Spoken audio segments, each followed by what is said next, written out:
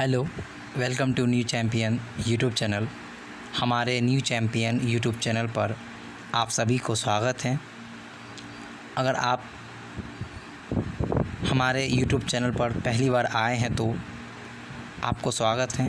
अगर आप हमसे इसी तरह जुड़ना चाहते हैं तो हमारे यूट्यूब चैनल को सब्सक्राइब कर दीजिए ताकि आपको बिहार बोर्ड से संबंधित सभी नोटिफिकेशन टाइम टू टाइम और सभी विषय के कठिन टॉपिक को आसानी से समझने के लिए आप सभी के बीच में एक बेहतरीन वीडियो लेकर आऊँगा। तो चलिए, जैसे कि आप सभी देखे हैं कि आज का टॉपिक बिहार बोर्ड के 10th क्लास सब्जेक्ट भूगोल इकाई 1 खंड क के चैप्टर हैं भारत संसाधन एवं उपयोग। भारत संसाधन एवं उपयोग विषय भूगोल, इसके बारे में हम लोग आज जानेंगे, पढ़ेंगे। तो सबसे पहले हम ये समझते हैं कि संसाधन क्या है।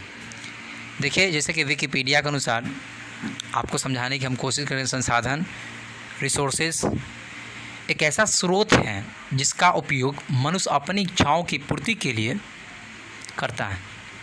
कोई वस्तु प्रकृति में हो सकता है, हमेशा से मौजूद रही हो, लेकिन वह संसाधन नहीं कहलाती है जब तक कि मनुष्य का उसमें हस्तक्षेप ना हो, इंटरफेयर ना हो।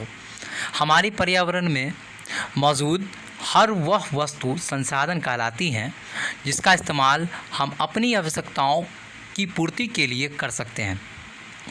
जिसे बनाने के लिए हमारे पास प्रयोगशाला की होती है, यानी प्रौद्योगिकी है, और जिसका इस्तेमाल सांस्कृतिक रूप से मान्य है। अब है कि प्रकृति का कोई भी तत्व सभी संसाधन बनाता है जब मानवीय सेवा करता है। तो ये हम आप सभी के बीच संसाधन के बारे में बताएं विकिपीडिया के अनुसार। इसको और विस्तार से समझने के लिए हम नेक्स्ट वीडियो में समझाएंगे।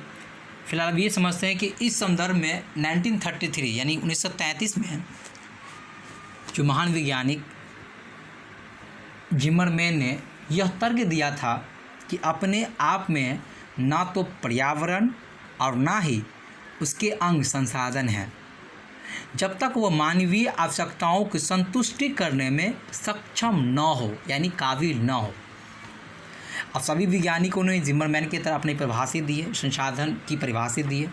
कुछ इस तरह से स्मिथ एवं फिलिप्स के अनुसार जो परिभाषित संसाधन के बारे में दिए कि भौतिक रूप से संसाधन वातावरण की वे प्रक्रिया है जो मानव के लिए उपयोग में आती है। अब इसी तरह जिमर फिशर के शब्द में संसाधन की परिभाषा कुछ इस तरह इन्होंने दी है कि संसाधन वह कोई भी वस्तु है जो मानवीय आवश्यकताओं और इच्छाओं की पूर्ति करती है।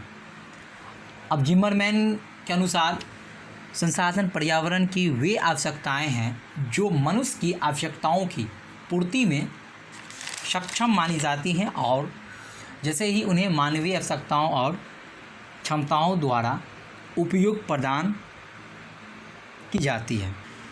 तो हमने सभी लोग ने समझे संसाधन से जुड़ी हुई महत्वपूर्ण बातें और संसाधन की परिभाषा जो सभी वैज्ञानिकों ने संसाधन पे अपनी परिभाषाएं प्रस्तुत की। अब हम ये समझते हैं आपके सब्जेक्ट के अनुसार, आपके विषय के अनुसार संसाधन का महत्व। जैसा कि आप अपने जीवन में अनेक वस्तुओं का प्रयोग करते हैं। उपयोग में आने वाली ये सभी वस्तुएं संसाधन हैं। संसाधन भौतिक और जैविक दोनों हो सकते हैं, ठीक है। तो संसाधन का महत्व क्या है? देखिए, संसाधन किसी भी राष्ट्र की आर्थिक उन्नति का आधार होता है, बुनियादी पिलर समझ सकते हैं, होता है। और प्राकृतिक संसाधन के उपयोग के द्वारा मानव संसाधन को अपने जीवन के लिए बना रहा है। अब महान वैज्ञानिकों ने संसाधन की परिभाषा कुछ इस तरह से आप लोगों के बीच तो प्रस्तुत किए हैं। अब हम लोग ये समझते हैं कि संसाधन का वर्गीकरण। देखिए, संसाधन को विभिन्न आधार पर वर्गीकृत किया जा सकता है। फर्स्ट उत्पत्ति के आधार पर जैव और अजैव है। सेकेंड है समाप्ति के आधार पर नवीकरणीय योग और अनवीकरणीय योग। थर्ड है स्वामित्व के आधार पर व्यक्तिगत, सामुदायिक, राष्ट्रीय और अंतर्राष्ट्रीय। फोर है विकास के स्तर के आधार पर स्वाभाविक, विकसित भंडार और संचित कोष। ये सभी हम लोग समझेंगे विस्तार से। वो आते हैं संसाधन को विभिन्न आधार पर वर्गीकृत किया जा सकता है, इसमें आते हैं, यानी संसाधन का वर्गीकरण में आते हैं। तो हम लोग देखते हैं कि जैसे कि उत्पत्ति के आधार पर जैव और अजैव है, इसके बारे में समझते हैं। देखिए संसाधन को उत्पत्ति के आधार पर दो वर्गों में बांटा जा सकता है। पहला है जैव संसाधन और दूसरा है अजैव संसाधन। तो देखिए जैव संसाधन समझते हैं। देखिए हमारे पर्यावरण में उपस्थिति वैसे सभी वस्तुएं जिनमें जीवन है वो जैव संसाधन कहलाती हैं। जैव संसाधन हमें जीवमंडल से मिलती है। अब समझते हैं हम लोग, जैसे के लिए मनुष्य सहित सभी प्राणी, इसके अंतर्गत पशुधन, मनुष्य, पक्षी आदि सभी आते हैं जैव संसाधन में। अब समझते हैं हम लोग अजैव संसाधन। देखिए हमारे वातावरण में उपस्थिति वैसे सभी संसाधन जिनमें जीवन व्याप्त नहीं है अर्थात निर्जीव हैं, वे अजैव संसाधन कहलाते हैं। उदाहरण के लिए चट्टान, पर्वत, नदी, तालाब, समुद्र, धातु, हवा, सभी गैसें, यहाँ तक कि सूर्य का प्रकाश भी, ये सभी अजैव संसाधन में आते हैं। तो आप लोग समझे हैं अभी उत्पत्ति संसाधन को उत्पत्ति के आधार पर दो वर्ग में बांटा जा सकता है, जैव और अजैव। हम लोग परिभाषा सहित समझे हैं जैव संसाधन और अजैव संसाधन। अब समझते हैं समावेशिता के आधार पर संसाधन का वर्गीकरण। देखिए समाप्ता के आधार पर हमारे वातावरण में उपस्थिति सभी वस्तु को जो दो वर्गों में बांटा जा सकता है वो ये है, पहला नवीकरणीय योग, दूसरा अनवीकरणीय योग। चलिए हम लोग समझते हैं नवीकरणीय योग संसाधन। देखिए वैसे संसाधन जिन्हें फिर से निर्माण किया जा सकता है, पुनः नवीकरणीय योग संसाधन कहलाता है।